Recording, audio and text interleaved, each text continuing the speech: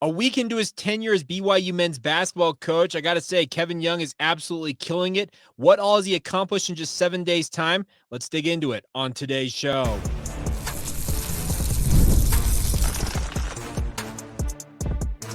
You are Locked On Cougars, your daily podcast on the BYU Cougars, part of the Locked On Podcast Network, your team every day. What's up, everybody? I'm Jake Hatch, your host here on Locked On Cougars, resident BYU insider. Thank you for making Locked On Cougars your first listen of the day. Appreciate all of you for being everydayers with us right here on the Locked On Podcast Network. The motto is your team every day, and as such, this is your original daily podcast focused on the BYU Cougars. Today's show is brought to you by our friends over at Monopoly Go. I admit I have a competitive side and is a big fan of Monopoly Go. Mobile hit twist on a classic Monopoly game. Join your friends and download Monopoly Go now. Free on the App Store or Google Play right now. All right. Let's talk about BYU basketball right out the chute of today's show. And Kevin Young has now been in his position as BYU men's basketball coach for a shade over a week. Very, very impressed with the early run that he has had so far. Now, none of that involves anything that's accomplished on the court, but that's the time of year it is. It is the offseason. It's the downtime when you're hitting the transfer portal. In his case, he's trying to put together an entire staff, obviously, retain talent on his roster, also attracts new talent to said roster, and frankly, just do everything that it takes for a new coach to get up to speed. All the while, he happens to be the associate head coach for the Phoenix Suns, who are still battling in the NBA playoffs. Well, he was in town earlier this week meeting with players like Dallin Hall, also met with a couple of guys in recruiting as well. I thought it was really cool to hear that JJ Mandquit, a guy that BYU offered a top 50 recruit in this recruiting class, said he was very impressed meeting with Kevin Young and had a chance to sit down with him in person on Monday. And I think the bigger point to be made here is that Kevin Young is absolutely doing everything you would hope he would accomplish if he had just this one gig, but he's having to split time between two full-time positions, but he's doing a very good job, I think, all things considered, to make sure everything is running as smoothly as possible. Obviously, he's going to be aided by the hire officially of Brandon Dunson, formerly of Stanford, an assistant coach with the Cardinal, coming to BYU. He is the first official hire for Kevin Young on his staff. That is one down, potentially as many as four assistant coaches to go for Kevin Young. And I would imagine that with the overall investment in the BYU basketball program, he is going to want to fill out that entire allotment of assistant coaches, because he comes from an era, or not an era, a league like the NBA, where there are individual coaches seemingly for every player on the roster. Now, will he be able to have that at BYU? No, he will not. But he is absolutely going to, I think, endeavor to fill out that staff and make sure that he has as many guys around him that can help him accomplish his goals as BYU basketball head coach. And Brandon Dunson is the first step towards that. Now, the reports are out there, and I look at guys like Robbie McCombs who say that Brandon Dunson has got guys in the transfer portal who are interested in transferring to BYU. One of which I think BYU is already in on, but the fact that they've already landed his assistant coach, one of the assistant coaches he had played for, is Andre Stojakovic. Now, his dad, speaking of Peja Stojakovic, is an NBA legend. Many of you might recall Peja from his time with the Sacramento Kings. Well, his son is very much in that same kind of vein, a three-point specialist, 6'7", a wing type player who had some very, very bright moments as a freshman this past year for Stanford. Is it a guarantee that BYU is going to get Stojakovic? No, it's not. There is still a very strong possibility that he returns to Stanford for what would be his sophomore season. But having one of his assistant coaches, one of the guys who recruited him to Stanford in the first place, on your staff in Provo, that helps, obviously, the chances of BYU picking him up. Also, meetings going on between Kevin Young and Dallin Hall. I'm assuming he's already had communication with guys like Richie Saunders. We already do know that the conversation between he and Tiki Aliatiki have yielded Atiki deciding to hit the NCAA transfer portal. I'm not surprised by that move at all. Frankly, I thought that AAA, as most people call him, was going to hit the transfer portal as soon as the season ended, but I think he wanted to wait out, see what happened, and then finally meet with the new coach. And apparently, what he is hearing / what he was told by Kevin Young has him think that his best situation is to look for other options. So you wish Atiki nothing but the best. Obviously, he is going to have, I believe it's one more season of eligibility remaining. So you hope that he can find a spot for himself where he can play to his heart's content, because he was relegated to a bench role. And there were multiple games during the Big 12 season where he was glued to the bench and never came off the bench because BYU was essentially playing 4 out, 1 in. Speaking of 4 guards with 1 big man, and when you have 3 big men, in the case of Ali Khalifa, Atiki Ali Atiki, and also Fousseyni Traore, well, AAA ended up being the odd man out. Now, what are the chances BYU retains Dallin Hall and Richie Saunders? Every day that I continue to hear about them meeting and going on visits, in the case of Richie Saunders, actually traveling to Lexington, Kentucky to meet with his former head coach and Mark Pope, leads me to think that both of them are probably on their way out and speaking and not returning to BYU. And that's disappointing. You'd like to have those two on this roster. They're 2 very, very key cogs for BYU this past season and help them finish 5th in the Big 12 conference. I don't get what Richie Saunders might be gunning for here by going potentially to Kentucky, because I don't see Richie starting for Mark Pope at Kentucky, much like he didn't at BYU. I think if Richie Saunders were to come back to BYU with some of the attrition on the roster, and we're going to talk about Jaxson Robinson here in a moment, I think that Richie's got a big opportunity to start for Kevin Young this year, because his ascension has been meteoric. Speaking of what he has done in his BYU career, remember, he started out as a guy who was coming home off of a mission and had to get himself in shape and saw some spot duty here and there. And the role has grown and grown and grown for Richie, and he was an indispensable part of this roster this past year. You got to see him on the court, in my mind, as a starter for BYU this season. And I thought that was the likely situation where he was going to see who was hired as BYU's head coach and then decide, you know what, I want to stick it out in Provo. But apparently he is examining all options. And as I said, every day that goes by, it screams to me that both he and Dallin Hall are intent on moving on from BYU basketball. And that's what you're going to have to deal with. There's attrition for every program out there, BYU included, and losing 2 key cogs like that, in addition to Ali Khalifa already headed to Louisville. Those are very, very big pieces of what was a very competitive roster for BYU that you would have liked to keep in the fold. But alas, you're going to have to go out there and find new options. So could Andre Stojakovic be part of that? Could somebody like JJ Mandquit be part of that down the road? Because he would obviously not be enrolling until next year. But I think that Kevin Young's going about this the right way. He's working as much as he possibly can, and I don't envy his position because, as I said, he's an associate head coach of an NBA franchise that's competing in the playoffs, which is the toughest time across the entirety of the season for the NBA. And then, oh, by the way, he's the new head coach of a high-level college basketball program. He's trying to put together a roster, put together a coaching staff, and essentially keeps things rolling on both fronts. So there's probably not much sleep going on in the world of Kevin Young's life right now, but you wish him the best. And I got to say, everything that I'm reading / hearing / everything I've read about and covered here on the podcast, I got to say, a week into his tenure, he's hit essentially every high note that I think he could hit. So what is the downside? I frankly don't see it. Now, Mark Pope finally spoke up and essentially said thanks to BYU, but also did it in a post that kind of sandwiched his thank you to BYU around like being effusive in his praise to Big Blue Nation. So if you were looking for that apology, that's the way it came. Cody Fugger also said that. And I think that now you essentially turn your attention to the future for this BYU basketball program. And I just don't see anything that Kevin Young has done so far in a week into his run that screams to me that this job's too big for him. And he's going to have a struggle getting in and understanding the whole process of what BYU entails. I just see all of it coming up kind of aces right now for him. Now, there will be struggles inevitably at some point, whether it's on the court, whether it's a misstep in recruiting, who knows what it's going to be.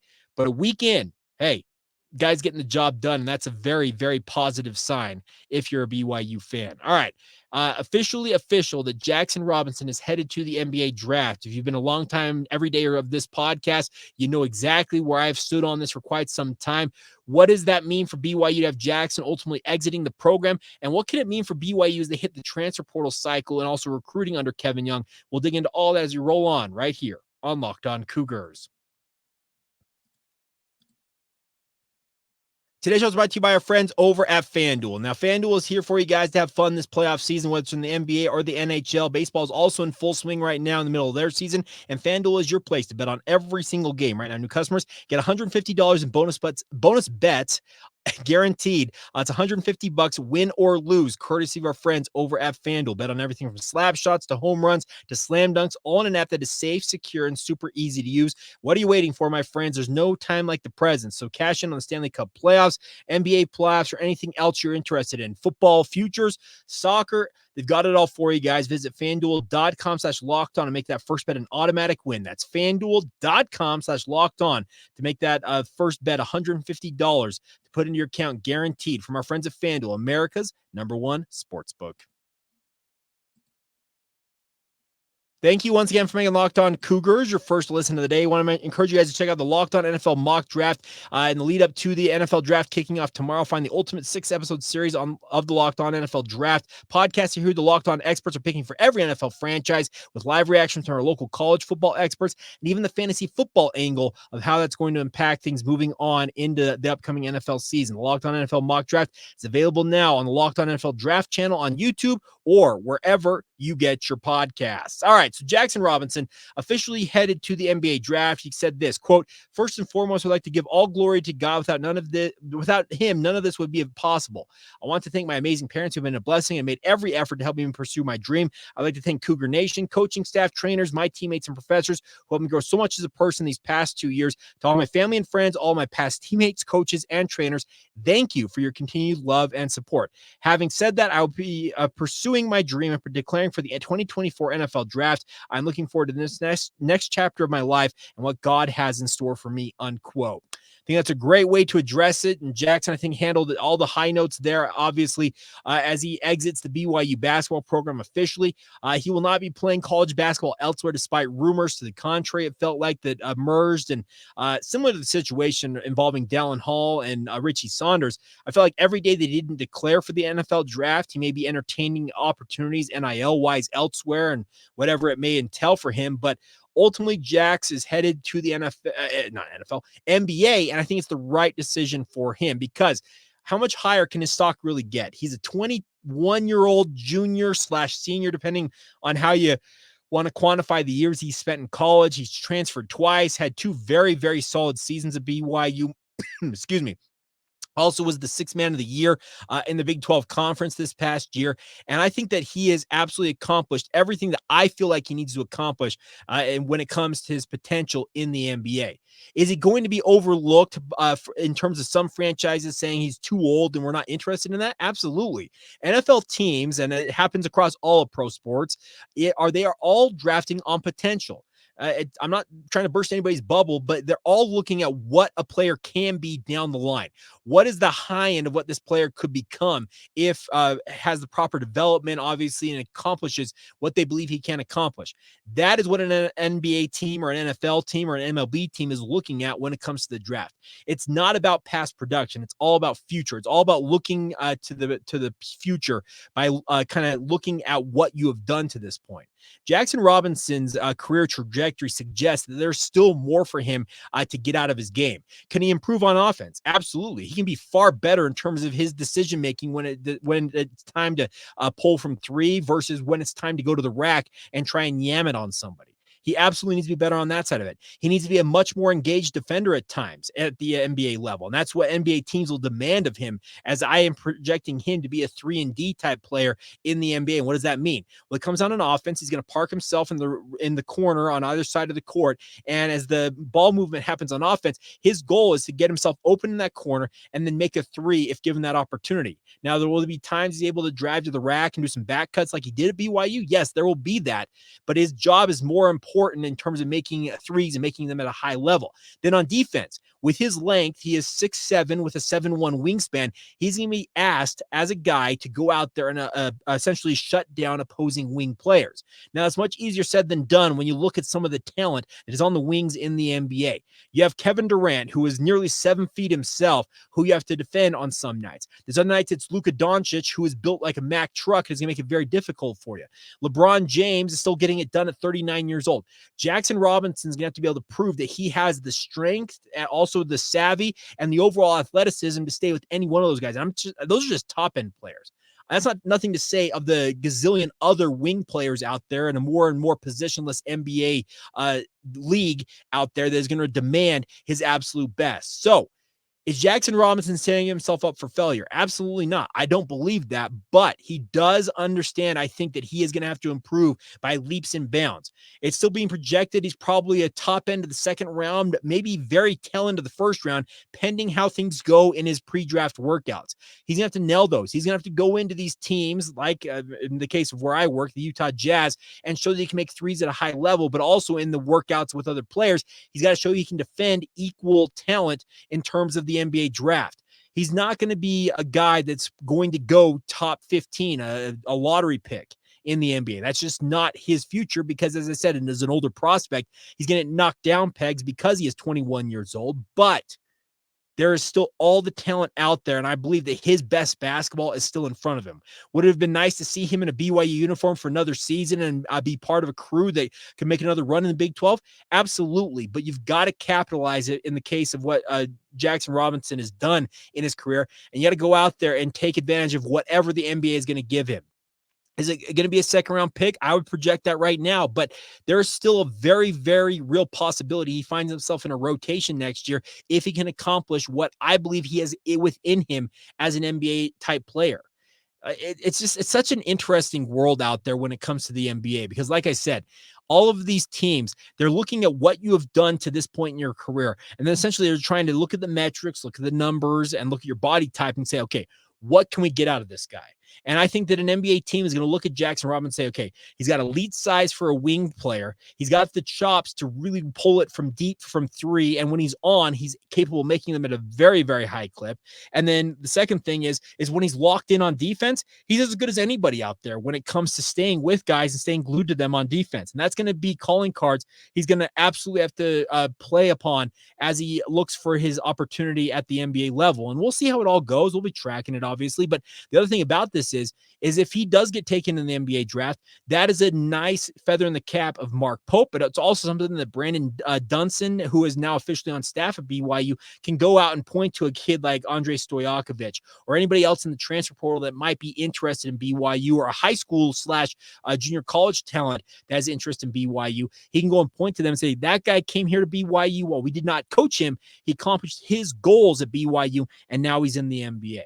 That is why I think Jaxson Robinson is making the right decision for himself. He's betting on himself right now. He's capitalizing while his stock is probably at the highest it's going to be. And the tertiary thing that affects BYU is the fact that they can say, now we are an NBA factory. We develop NBA talent here at BYU. If you want to go play at the highest level of basketball, come here and play for us. And Kevin Young, with his chops and obviously his reputation in the NBA, knowing people like he does in NBA circles, that is absolutely going to be a nice thing for BYU to use on the recruiting front, even if it's not a product of Kevin Young's coaching directly. It doesn't matter. It's the fact that this guy came to BYU, a place that has not traditionally been an NBA factory or producing NBA talent on a fairly regular basis, and he found himself in a situation where he's able to develop his talents and ultimately realize his dream of playing in the National Basketball Association. So I really like the way things are trending right now for BYU, and it should lend itself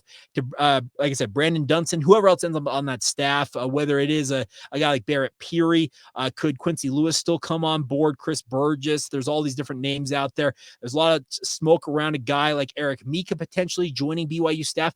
Whoever it is under Kevin Young, they could all point to Jaxson Robinson. That guy accomplishes his goals here in Provo. Why don't you become the next one? And that's where I think BYU benefits from Jaxson Robinson leaving the program right now. Is he leaving at an ideal time? No, absolutely not. Because like I said, if you had him, Dallin Hall, Richie Saunders, Ali Khalifa, you ran that entire group back and added a piece or two to it, wow, how much better could that team be? But the nice part is it appears that Jaxson Robinson is leaving on a high note. He was very complimentary of his time at BYU. Every time I've talked to him about his time in Provo, he's been very, very effusive in his praise for how the program and people around BYU and in the greater Provo / Orem community treated him. So I think it's a great situation across the board for all parties involved. And now you wish him nothing but the best for Jaxson Robinson, and you want him to go as high as he possibly can in the NBA draft, whether it's the tail end of the first round or high up in the second round. The hope is that he can capitalize on his opportunity here and ultimately have that trickle-down effect where his development and what he accomplished at BYU helps kind of lead the next group of guys that come to Provo via the recruiting method out there, whether that's, they said, the transfer portal, junior college, high school ranks, prep school, no matter how they come to BYU, they've all got to be thinking to themselves, if Jaxson Robinson can do that in Provo, I can do that myself. And Kevin Young and his staff will obviously be playing up the fact that Kevin's coached and developed guys at the G League, D League, and also the NBA levels, and he can do the same for you as you move forward with your basketball career as well. All right, coming up here in just a minute, we'll flip over to BYU football for a minute, but it's a former BYU Cougar who's making headlines in the NFL. Is the salvation here that Zach Wilson has been looking for? I think it is, but maybe not in the same way that you're thinking it is. And we'll talk about that next right here on Locked On Cougars. Today's show is brought to you by our friends over at Monopoly Go. I've been told I'm a fairly competitive person. My wife would absolutely back that up, but she's fairly competitive herself. The best part is my competitive side is now a big fan of Monopoly Go. I downloaded it about 2 weeks ago, and I'm sure you've heard of it. It's been downloaded over 150 million times. It's a great twist on Monopoly. We play on not one, but hundreds of Monopoly boards. It's absolutely nuts, my friends, but it's fun. You'll also play on those boards in crazy locations, building up amazing cities and helping you bring in big money. The best part is you can mess with your friends if you're playing alongside them as well. You can charge them rent on your iconic properties, just like classic Monopoly. You also can heist their vaults of riches for yourself. Think about that. The best part is the leaderboard show you who the biggest Monopoly tycoons are, so you can go and heist their obviously their coffers and enrich yourself along the way. It's a great way to have some fun on your mobile device, which we're all seemingly glued to today. The best part is it's not just your competitive side that loves it. Your team can you can team up with your friends and also have fun while also trash talk them a little bit by playing in time tournaments that earns you huge rewards with other people all around the world. So get in the game and join your friends today. Download Monopoly Go now free on the App Store or Google Play. Once again, it's Monopoly Go, available now on the App Store or Google Play. Today's show is also brought to you by our friends over at Game Time. Now, Game Time is here for you, my friends, no matter what you're looking to go to. They've recently become an authorized ticket marketplace for Major League Baseball, making getting tickets to whatever MLB game you're looking to go to faster and easier, and also prices on the Game Time app actually go down the closer it gets to first pitch. Think about that. You might be out on about around the country this summer when it comes to your summer vacations. Maybe you think, hey, let's go to a ball game. Well, Game Time can help you get out to the ball game and for less price than you may think you could get in for. Also have killer last-minute deals, all-in prices, views from your seat, and their lowest price guarantee. Game Time takes the guesswork out of buying your MLB tickets, allowing you to have the time of your life. The best part about it is with Game Time, it's not just MLB tickets. No matter what other sporting events you're looking to go to, comedy, theater, music events, they've got it all for you guys. And the best part is they're trying to take the guesswork out of getting the tickets. 2 taps, your tickets are purchased. They're in the app, and on you go to the event you're looking forward to going to. Your tickets, they also have the Game Time ticket coverage. Your purchases cover the most flexible customer service policy in the ticketing industry. And the best part is you can save yourself some money right now as well. So take the guesswork out of buying your tickets with Game Time. Download the Game Time app today. Create an account and use the promo code LOCKEDONCollege for $20 off your first purchase. Terms apply. Again, create an account and use the promo code LOCKEDONCOLLEGE. You know that's Locked On College once again for $20 off your purchase. Download the Game Time app today. Last minute tickets, lowest price, guaranteed.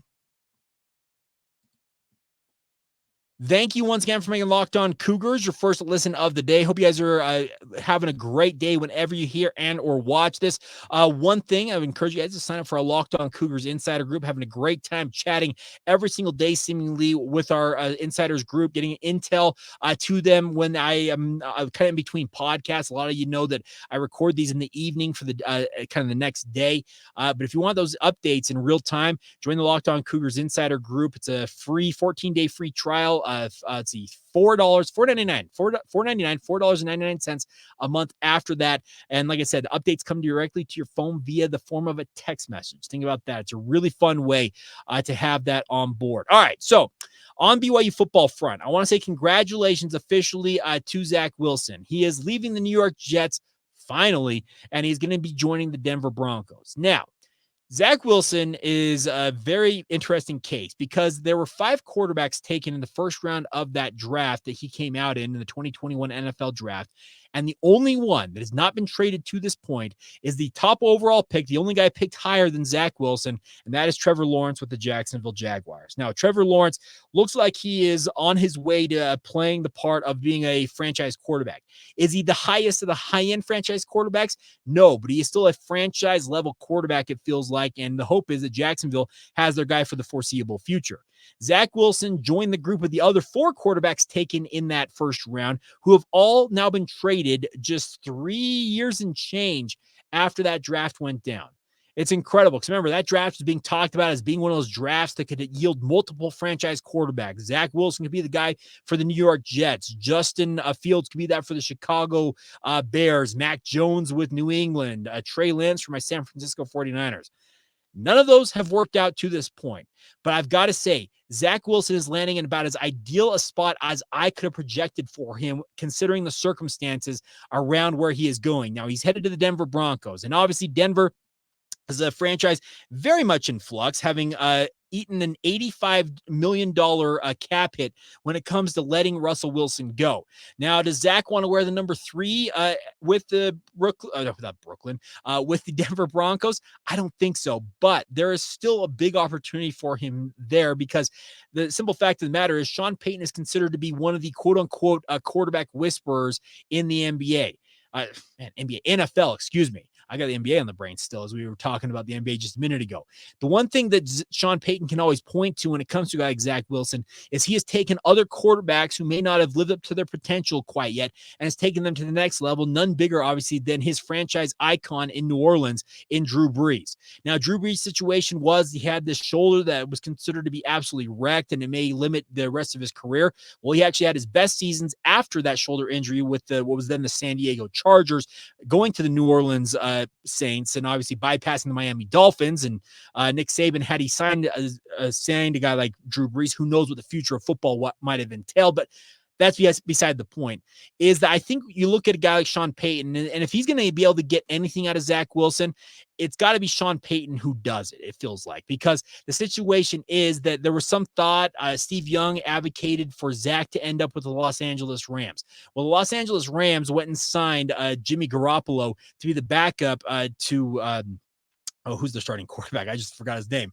But nonetheless, they filled out their quarterback depth chart and was like, okay, well, that X is one off the list. I had some thought the San Francisco 49ers would be a good spot for him. Obviously, a guy like Brock Purdy sitting there would have made it very, very tough for Zach to see a lot of action for the 49ers, but I thought that Kyle Shanahan could have essentially rehabilitated Zach. There was strong rumors linking Zach and the 49ers in that pre-draft process leading up to the 2021 draft, but the 49ers just couldn't get themselves in front of the New York Jets to take him. So that was some thought that the 49ers might be in the mix. But if you look at all of the circumstances surrounding Zach Wilson right now, I think the best case scenario is for him to have landed where he landed with the Denver Broncos. It took a while for that deal to come to fruition. Obviously, there was some thought that if some of these other quarterbacks weren't getting the haul that other teams thought they could get, what's the quote unquote damaged goods version of Zach Wilson going to fetch on the open market? Well, it ended up being a pick swap with the Jets and the Broncos, and Zach is now going to find himself in Denver. I think that this is going to be an opportunity for him to reinvent himself. Now, there's strong rumors that Denver may take a quarterback in this NFL draft. And if they do, obviously that is going to be the heir apparent to be the next starter for Sean Payton when it comes to the Denver Broncos. But it's still going to take some time for that to ultimately get to the point where they feel like that quarterback is ready to roll, because they're just not at the top end of the draft. They're not getting the Caleb Williams of the world. They're still probably going to get somebody like a JJ McCarthy if they decide to go that route, and maybe JJ's gone before that. But there's some top end quarterback talent, but it's going to need time to develop. And the one thing that Zach needed coming out of BYU is he essentially needed a redshirt year at the NFL level. He needed a veteran quarterback to come in, kind of take the reins and lead the New York Jets through what ended up being some really, really crappy years that Zach had to essentially endure as the guy in New York City. And it's a disappointing situation because I think in his heart of hearts, he wanted it to work out with the New York Jets. Nobody goes into a situation as an athlete and thinks, you know what, this is going to flame out in 3 years. I'm going to be considered an also-ran. And oh, by the way, I'm going to move across the country to rehabilitate my image. And oh, by the way, they may also be taking a quarterback in that draft that is probably going to have the pressure to put him on the field versus myself. And that's nothing to say of what the Broncos already have on their roster. That's the other thing. Jarrett Stidham is on that roster. I think the other one is, there's one other quarterback. I don't remember what the name of the other quarterback was, but there are guys already there to compete with Zach. He's going to have to beat out all those guys. Can Zach be the stopgap quarterback that essentially is that quote unquote red shirt type year for the young quarterback should the Broncos follow that path in terms of drafting their next franchise QB? That very well could be the case. But it could be the same case that Sean Payton picks Jarrett Stidham over Zach and he ends up in the third quarterback slot like he was towards the end of his run with the New York Jets. So it's not an ideal situation in terms of where Zach could ultimately slot on the depth chart, but if there is a better coach to go and learn under, there's not many better than Sean Payton. And Sean already has experience rehabilitating quarterbacks during his time with the New Orleans Saints. And the hope is that he can work his magic with Zach Wilson in Denver. Is it going to go swimmingly?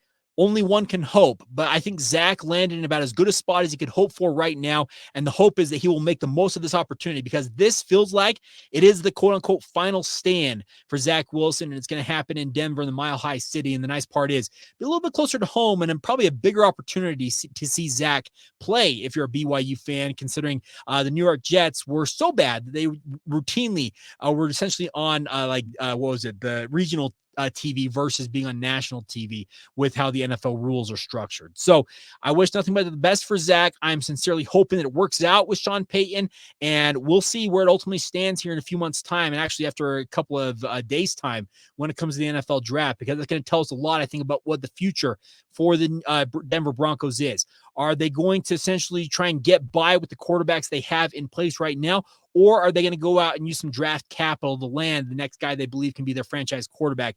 We'll learn a lot in the next 2 days, it feels like, for that franchise. All right, so there you go. That's what I got for you guys on this Wednesday edition of the podcast. A big thank you to all of you for your support, as always, of the show. Cannot thank you guys enough for your well wishes, as always, and hope you guys are having a fantastic day whenever you watch and or hear this. Thank you once again for making Locked On Cougars your first listen of the day, and thank you to all of you who are everydayers as well right here on the Locked On Podcast Network. And we will talk to you guys again when we return tomorrow right here on Locked On Cougars.